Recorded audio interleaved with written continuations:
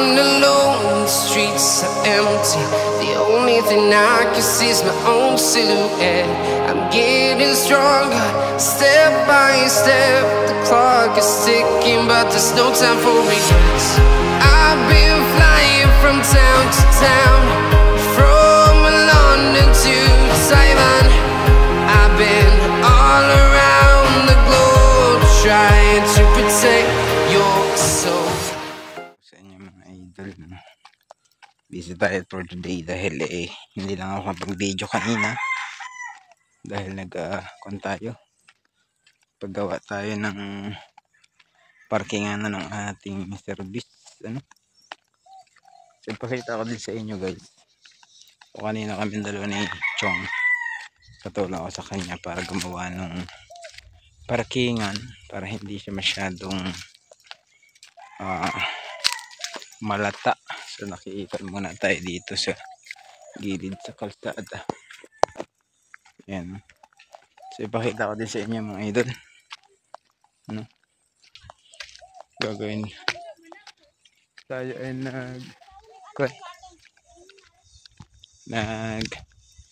patulong tayo kay Chong Sutra pa lang muna ang ginawa natin. Muna tayo dito yung ating pinagawang parkingan dito kasi itong ating kumot sira na mga idol. At ilalagay ito rito sa ibabaw, sira na kasi ito. Yun. Ating tap-tap muna ito dito sa ating pinarking dito yung ating Sparko. Hapit nga hindi maigoy sa sasakyan natin, pero sabi ko sa lang para lang hindi masyadong naiinitan kaya grabe na ang init at saka ulan sa gabi. So yung kalaban number 1 ang mga sasakyan, daot, masira. Kaya yan mga idol, ating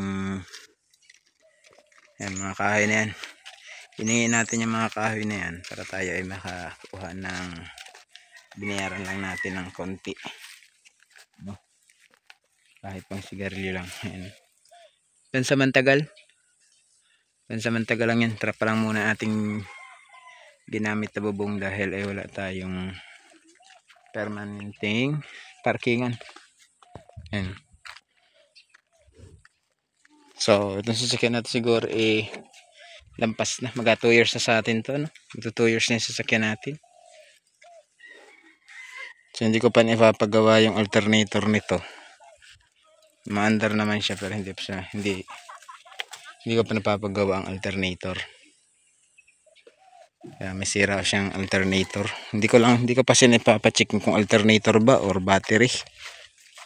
So, gusto ko siyang dalhin sa pagawaan kasi wala pa tayong budget. Kaya problema ko kasi kapag ganito, ayan tinanggal ng mga bata yung isang side mirror dyan, yung reflect side mirror natin tinanggal. Ayan, nakipansin nyo side mirror nya nawala yung maliit. So problema din yun, isa pang problema. Dati kasi dito ko lang pinaparking yan. Bukas to gagawin natin, tatampasan ulit natin yan, punta dito pati yun, lalampasan natin yan. Ito dito yan dati nakaparking. So dito lang siya nakaparking sa tagal. Simulaan lumipat tayo dyan ako nagpaparking sa gilid. Sobrang init kaya ngayon pinagawa na ng parkingan dyan dito naman kasi hindi pa natin maibaba dito dahil daanan lang sa motor ang meron. Pwede naman sana natin ibaba dito, pasok na sa loob. Ang problema dito ay bumabaha. So masayang kung ating ikukuan mababahaan siya dito. Kasi ang bala ko dito ko sana gagawa ng parkingan. Ito puno ng kakayan. Ang problema nga lang masukal. Mas alangan ako magparking sa ganito dahil pwedeng sampahan ng ahas. Pwede sampahan ng ahas pa ganyan. malapit tayo sa masukal, kaya doon ko ipinarking sa kabila. Ayan, may mga butas pa nga dito. Ayan. Kasi maraming ahas dito sa aming lugar, alam nyo, maraming ahas.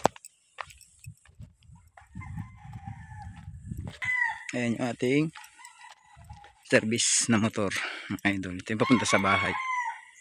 Ayan. Yan po yung papunta sa bahay. At yan yung antanan. Kita naman dito yung parkingan natin. Kaya gusto kong linisan pa yun para mas makita siya. Yan. So yun mga idol, maraming salamat. Hanggang dito lang muna. Ulit na.